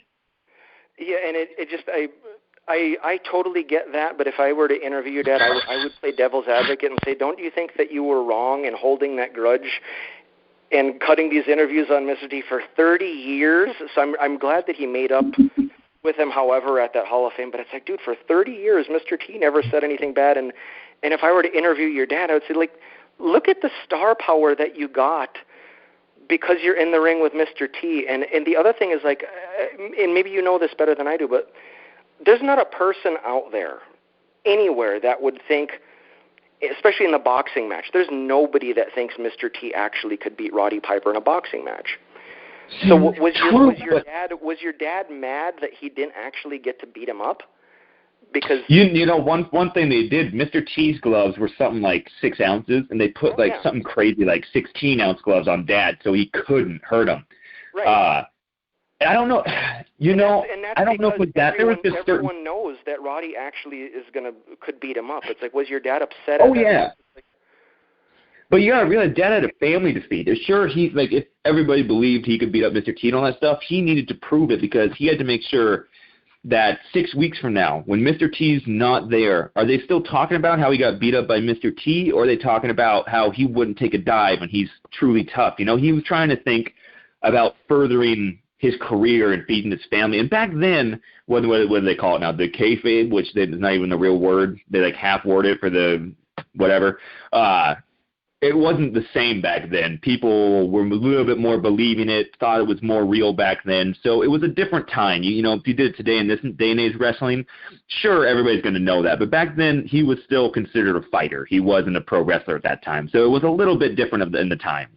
Gotcha. Did your dad think that if he had legitimately knocked Mr. T out, which everyone knows he could, did your dad think he could have been bigger than he even was? Because in my opinion, you can't get bigger than Roddy Piper.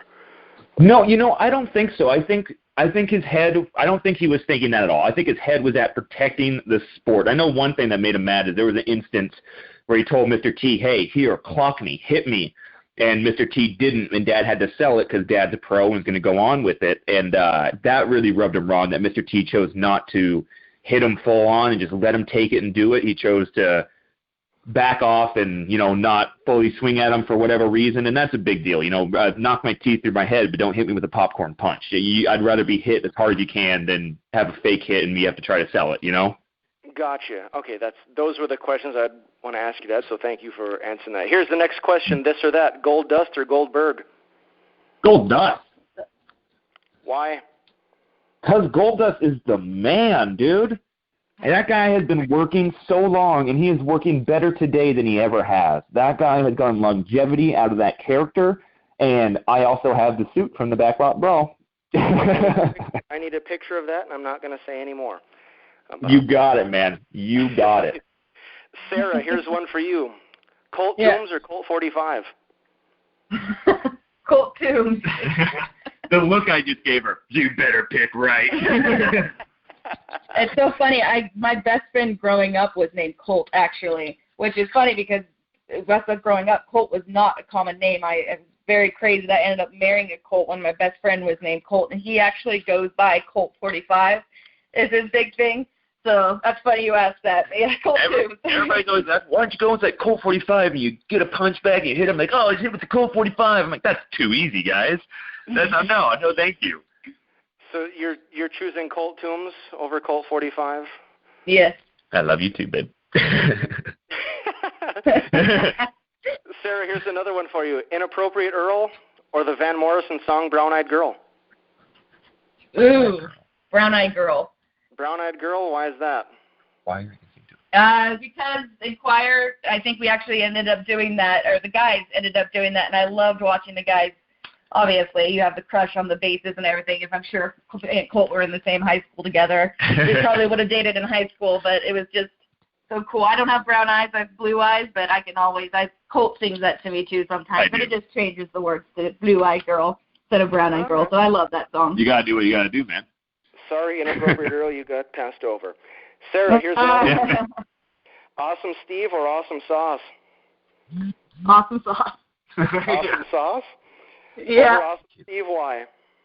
I remember saying that as a kid, and our kids say that. They learned that from us. I remember that one time I said something, and I was like, oh, awesome sauce. And they looked at me like, what the hell is she saying? But then they picked it up, and now they say it, and people love it because I think that was around when we were growing up, wasn't it? Oh, yeah. Yeah, that was the cool thing to say, awesome sauce. All right. Sorry, Steve Simone, you got passed over, too. Not a good day. We love you, I love you. He really is the best. I love that guy. No, he's great. I've met him a couple times. He's awesome. The reason that we are in touch is, Steve Steve was the one that kept in touch since 2010, for all these years. Is like that's how they kept the connection going, even though I hadn't been able to talk to you guys or get a hold of us. I was always able to keep in touch with Steve. So the name Awesome Steve Simone does fit. Colt, here we go. Here's another one. Judo Gene or Mean Gene? Judo Gene. Give me a Judo Gene story. Did you ever get choked out? Never choked out, but I do remember one of my first train things. I was like, I don't know, 15 years old. I was coming in, and he had this group of like 12-year-old black belt judo guys. He's like, oh, go warm up with them, man. And I was like, oh yeah, no problem. Go, and they just killed me, like just a different level of judo that I was used to at the time. So he was always, I'd literally come in. He was there on Mondays, and he'd throw me in, and I would train. And he did this one thing where he clamped my two fingers together and put a key in between them and then turned it, and it tore all the skin off both sides of my fingers. These are the kind of things that Gene thinks of in his free time, is how can I hurt people with inanimate objects in the weirdest way.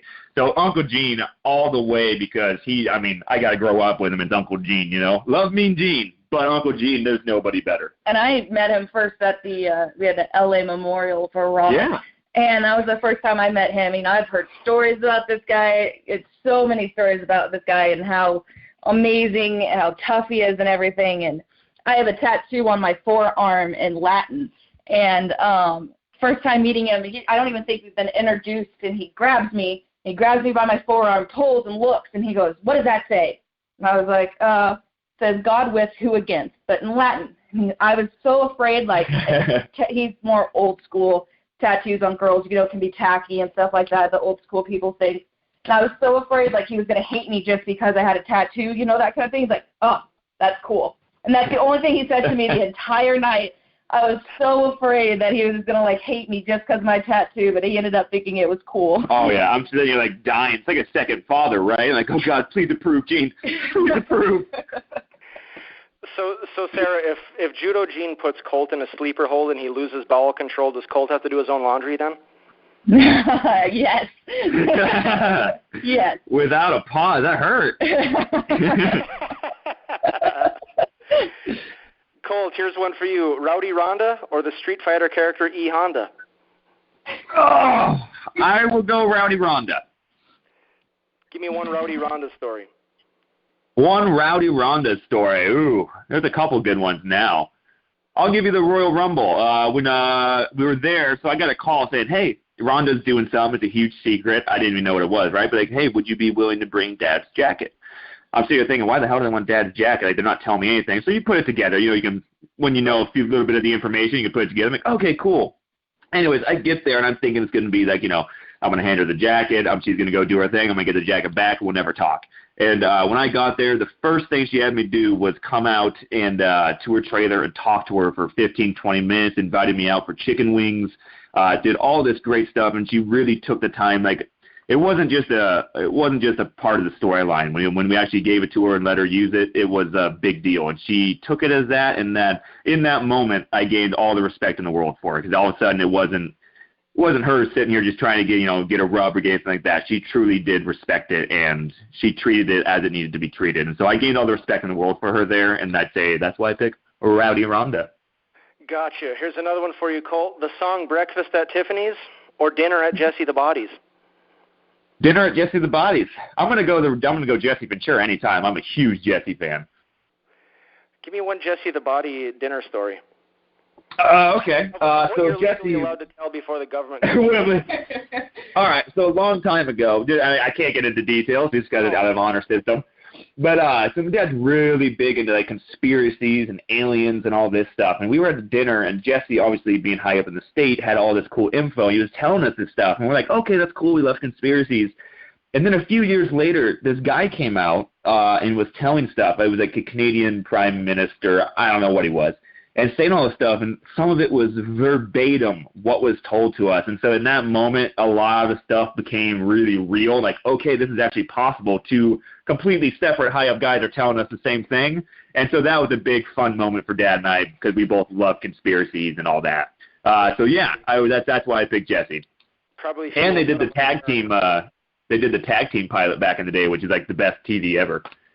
Oh God, and I think the series could have been good, but I'm sorry. Jesse with no mustache and your dad with that cop hat on that doesn't fit him, that promo pic right? killed it. That's what killed it, is that pic of Oh, man, I got an injury when I think I broke my thumb or something. And I watched that. I found it in, like, old cassettes at the house. And I watched it, like, 6 times when I was probably, like, 17 years old. And I love it, man. Oh, gosh. Sarah, here's one for you. Johnny Cash or Johnny B. Bad? Johnny Cash. Did you ever get to see him live? No. I think I think he passed away we saw on YouTube, we found one of his last, he was like at a retirement home or something like that. One of his last performances there before, I think this was before his wife passed away. Yep. And she was there, and I was like, it's cool because he traveled with his wife. His wife obviously was a singer too. And so it was really cool just to watch how they were at, I don't know, were they 80, 90? They were getting up there. Oh, yeah. And they were still connected to the hip even at that time. It was really cool. And just a guy that's been through so much and done so much for the world. I mean, he's one of those guys who'd be remembered for a very, very long time. Oh, so yeah. he's a Toombs favorite, man. Yeah, and remembered not just as a musician, like people look at him as just like I looked at your dad, teacher, mentor, role model. Like he yep. Oh, definitely. Is that to a lot of people. Sarah, here's another one for you. Ric Flair or Fred Astaire? I'd say Ric Flair. All right, you're not a dancer? You're not a dance fan? No, not really. We did the wife swap with Wendy, with Ric Flair's what is she, wife, girlfriend, whatever she is, girlfriend right now. And that was really, really fun. And I got to meet him after the show was all done. We went down to downtown Portland and went to some restaurant, bar, hotel type thing. And he's quite the character. Oh, yeah. He's quite the character. He was so fun to be around. That's Uncle Rick, though, man. He is the best. We have a lot more relationship in the public eye makes out with him, and he is just an amazing human being. He's so funny. Yeah, he's awesome. I can only imagine what partying with Ric Flair one time is like. I can only imagine. Yeah. Right? You might have to link me up with that one day when my celebrity status grows. Colt, here's one for you. Go ahead. Colt, here's one for you. Sergeant Slaughter or the band Slaughter? Sergeant Slaughter. Uncle Bob, you kidding me? Without a doubt, Uncle Bob. Uncle Bob was at the Tempe Improv when I was there and met you guys. Here's a question, though, that's bothered me, and we can't do it now. I don't know, maybe you don't know anything. The G.I. Joe movies that have The Rock and Channing Tatum, how do they not have Roddy and Sergeant Slaughter in those? I know. Even just for a cameo, the only live people that were action figures are in the cartoons. Like, come on. Like, literally, that's the thing. It's like, can they not give them a 30-second fight scene? I mean, there's... Your dad's 50 movies. It's Sergeant Slaughter. That's the most iconic G.I. Joe there. Like, how do they not have those guys in there? Oh, no idea. They missed a peg with that one, though, man. Your dad was never contacted? I know he has the action. I did not for the movies. I don't believe he was contacted for the movies. But, yeah, like, they have the 25th anniversary G.I. Joe doll out there, the commander for the Cobra Corps. He's just awesome, man. The Iron Grenadiers, I think, is his, platoon. That's what it is. Second in command under Destro. Not that I'm a... That's it. All right, last question for both of you. Here we go. You ready? Yep. Ryan Whitting or log splitting? Ryan Whitting, obviously. Whitting. We have and why? You're going to ask, and I'm going to tell you why. Hold on. Before you say why, is it because I'm the most buff, most handsomest podcast, internet radio show host in the nation today? Only because I don't have a podcast. Of course that's why. No, I picked you because we have recently sparked our relationship, Ryan, and ever since we started talking a few months back, we've been talking constantly and having ideas back and forth, and you're just a like-minded person. You are out there to help people and to help people grow and become better. You're not just out there for yourself. And that's why you do a podcast like this, man. You're trying to promote stuff like us. You're trying to help us promote our book and projects we're doing. And, you haven't plugged maybe one or two funny things you've done in this entire interview. The whole thing's been about us, and that is truly why we love you to death, and you are an honorary member of the Toombs clan because you have earned it just by the person you are. Couldn't say it better myself. What you're basically saying is that Whitting isn't everything. It's the only thing? Exactly what I'm saying. So, Sarah, where do I rank on the list of podcast hosts between Conrad Thompson, Bruce Pritchard, Jim Cornette, and Kenny Starmaker Bolin? Jeez. Who? You're at the top. It doesn't matter who those people are. You're at the top. Good answer. Doesn't matter who they are. You're the top. Thank you. That's a shoot, by the way. I know you don't just throw those kind of compliments out. Dude, no, we are such big all. fans of yours now, man. It's not even I know funny. we had talked before this, and I've said my past experiences with other podcast people, and you're just amazing. This is a whole different level of podcast than I've ever been on, and it's amazing. Well, hold on. Let me wipe the tears out of my eyes here. So, yeah. Oh. I'm going to agree with you. I'll have to agree with you on that. Oh, I know. Give me your fans, my fans. Give me all the sites where people can get a hold of you again and buy your merch and see what projects that you both have going on. Tell us your sites again for people to get a hold of you. Absolutely. So you can follow me on Twitter at Colt Toombs, and Sarah's Facebook is Sarah Toombs 89. And then there's rowdyroddypiper.com for all the merchandise and stuff like that. And we are going to start making this YouTube fitness thing. We'll get you guys all the info for that as well as soon as we actually get it up and running. Yeah, so if you guys follow us, so Colt's on Twitter, I'm on Twitter, and I'm on Facebook. I'm going to be trying to get Colt on Facebook here soon. Trying to get him on social media is like pulling teeth. Yeah. But at least on mine, we'll definitely give all the information out once we get it all taken care of, get a YouTube channel started and all that kind of stuff. So if you follow us, we'll keep you updated. Absolutely.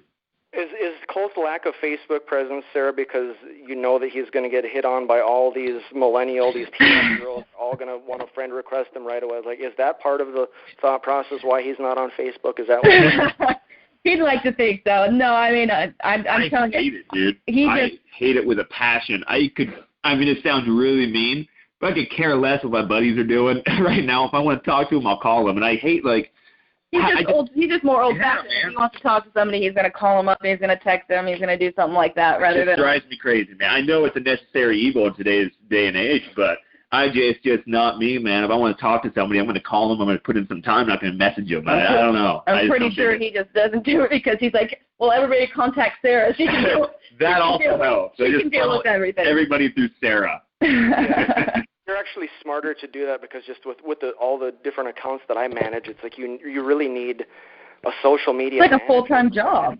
Yeah. Is.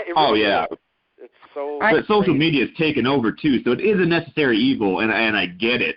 I just grew up the old school way, man. I grew up on a farm. I had a stick and a can with a rope. That's a good time to me.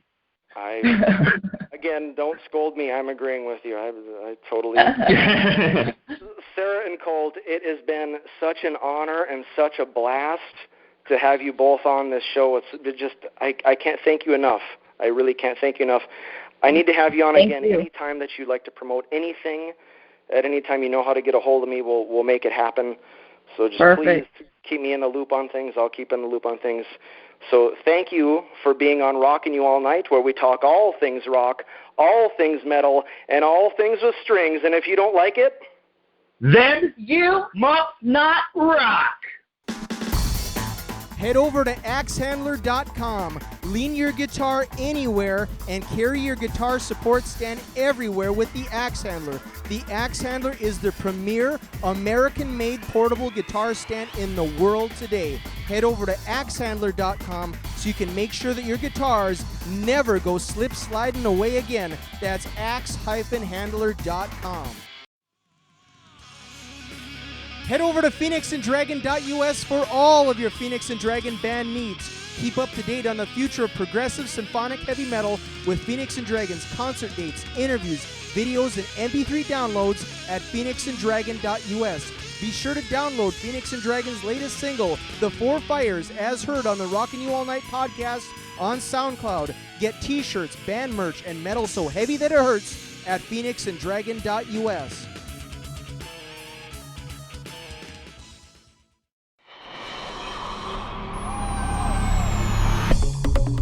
You're listening to the two-time bench press champion, the trendsetter, the friend getter, the lyrical miracle, the poet who can smoke and joe it, the man who loves to chat about this or that, the host of Rockin You All Night and Reacts Radio, Ryan Whitting. We are currently looking for advertisers and sponsors to keep our internet radio show and podcast free for our listeners. So if you have a product, a band, or a brand that you'd love to have hyped, contact me today so that I can play it, fillet it, saute it, and you better believe that I'll slay it. And if you want, I'll rhyme it, chime it, jingle it, Kris Kringle it, and I'll even hit single it. Don't hesitate to throw some numbers my way and be a part of the funnest podcast in the nation today by messaging me at Rockin You All Night on SoundCloud and Instagram.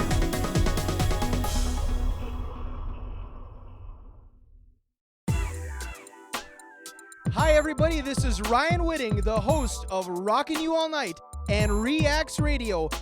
People have said to me, Ryan, what's causing all this shaving and misbehaving? And I tell them, it's all about the Dollar Shave Club. With the Dollar Shave Club, you can get started with a month's worth of the best 6-blade razors and a handle for as low as $1. Or try one of their starter packs for as low as $5. Now those are some prices that you can't beat for some blades that'll keep you looking neat. All you have to do is look at my bio on the Rockin You All Night podcast on SoundCloud and hit my Dollar Shave Club link so that you can keep your jawline looking lean, mean, and clean like mine.